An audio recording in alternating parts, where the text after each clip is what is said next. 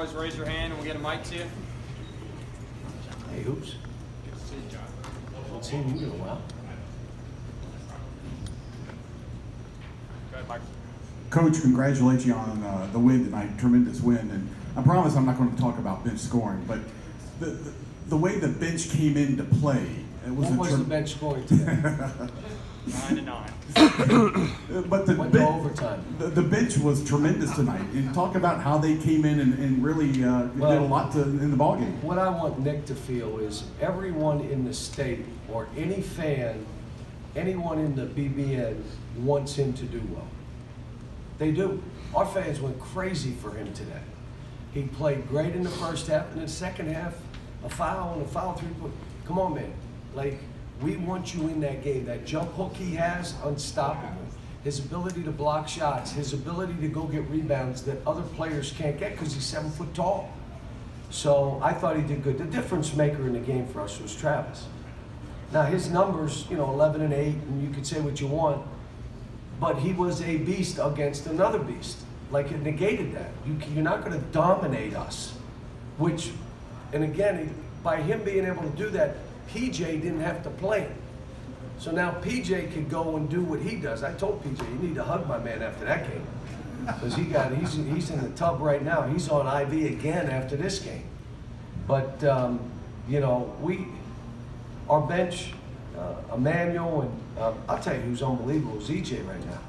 But I'll say this, PJ's playing so well. Now I got to figure out, do I just play them together? Because the kid, in 9 minutes, he goes for 4 points and 6 rebounds in 9 minutes.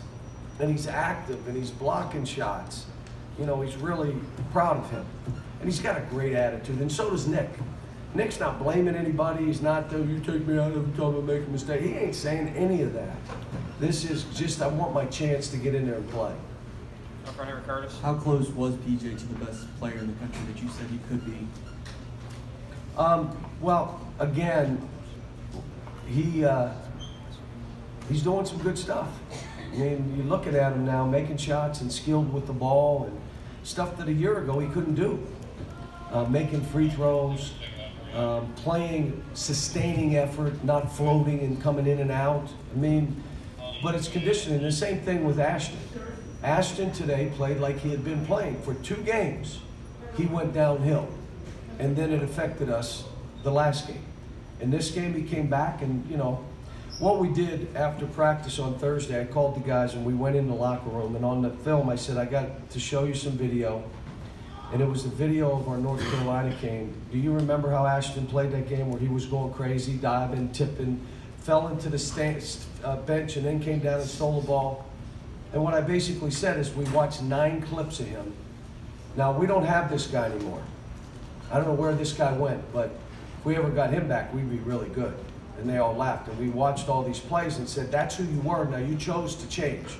We don't know why, but you chose to be somebody different.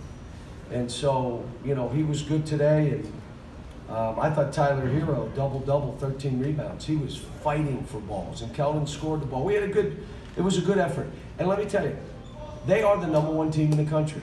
They are. They missed some shots they normally make. We gave them a chance where we had them down big, and all of a sudden you turn around, it's 15, 16, 12, and I could see them making shots and beating us. And that's why I was going crazy on some guys, because they're looking at me like, why are you going nuts? We're still up 12. We're up 24! Like, what? But they're young kids, and they don't seem to get that, but, but it was good. And I know how good Tennessee is, and that's why I told our fans, enough of that they're overrated. They're not overrated. They're probably underrated. People don't realize it. When you have a team like that, that's been together, that their assist-to-turnover ratio is off the charts. When they create shots for each other like they do, when they're that physical with an inside and an outside game, where they don't rely on threes. They only shoot 18 threes a game, like us. We shot 13 today. They shot a bunch more today, but on average they're shooting 17 or 8. They're not winning shooting threes. They're winning playing basketball. And they're unbelievable defensively. And, we got them today, but, we got to go up to Knoxville. Do we have to go up to Knoxville?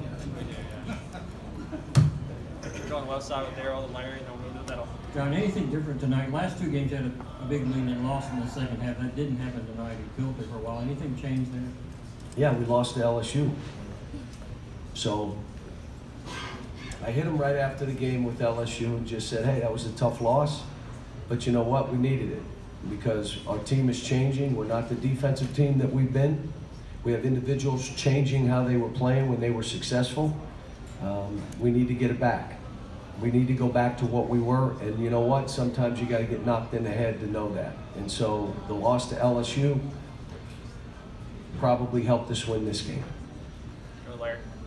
John, you normally say with the way your teams are, you're not going to have a dominant score. So what has made PJ over these last 7, 8, 9 games? What's made them become your dominant scorer? What's he doing different? Well, one of the things is we just went at him. We just let go. And he also, we like him at the top of the key shooting some threes because he can make that shot. But the whole thing again, no lapses, none. Get to where you're a vicious competitor the entire time and then sub yourself. Today he subbed himself. I hate to tell you, he got cramps. What does that tell you? It's probably harder than he's gone all year. That's why you cramp up. Who else cramped up? Ashton.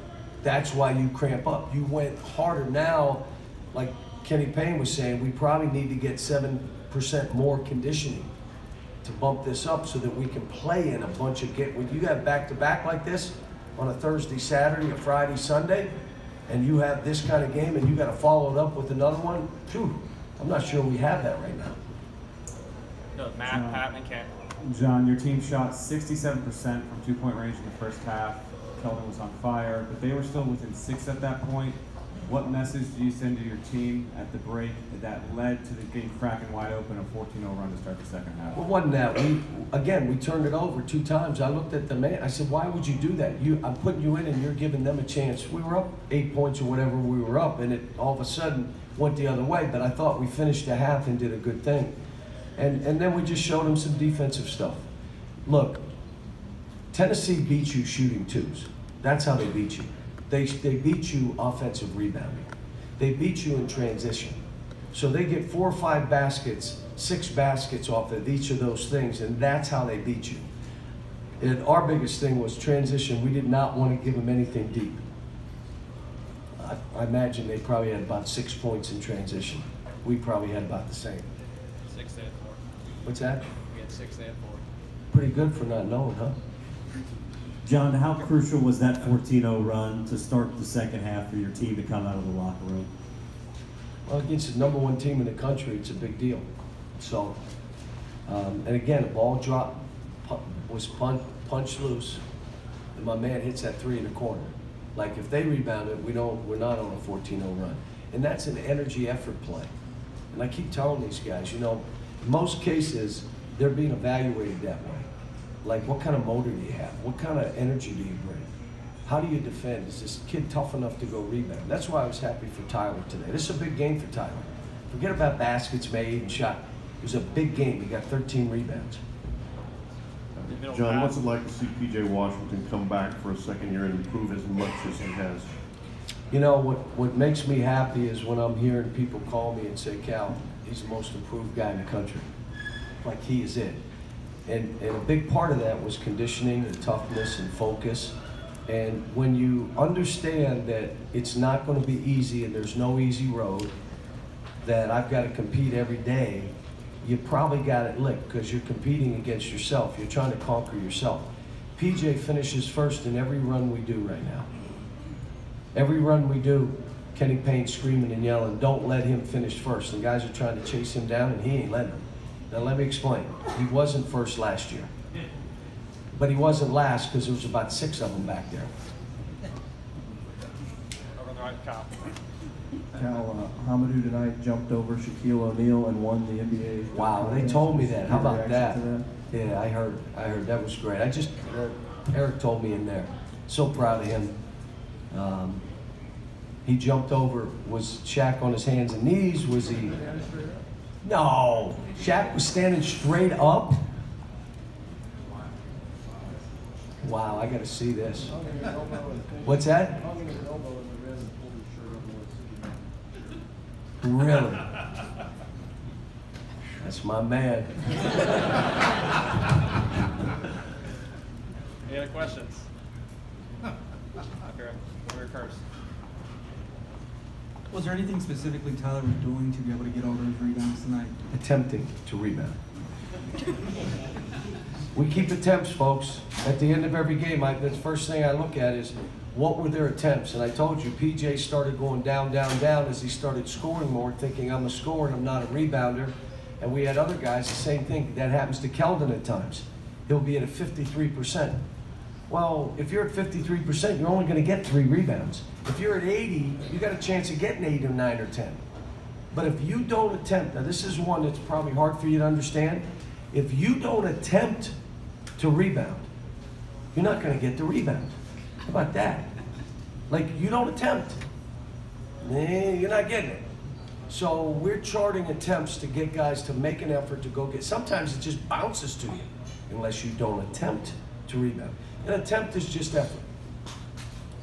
You have any idea who on your team leads in attempts at rebound? It's a percentage, so I don't know if we keep it that way. I just know at the end of the game, they should all be on defense, it should be 100. And on offense, it should be about 85, especially the 4s, the 5s, and the 3s. Those guys should be in 85, 90% attempts. Every time the shot goes up, they're attempting. And no chest on the back on offense. In other words, he tries to block you out, no. He's gonna get, I'm moving, he may get my arm, but he is not getting it, I'm not laying on his back. No chest on the back. So, and that's what EJ does. That's why EJ gets his hands on all these balls. He has an effort and an attempt to go get it. You get extra credit for 2 hands? 2 hands is a big deal, as you know, for us. You know, and again, in a game like this where they're good at tipping balls, you better grab it with 2 or you're not bringing it in. All right, folks, thank you. Well, PJ, Tyler, and Keldon out in a few minutes.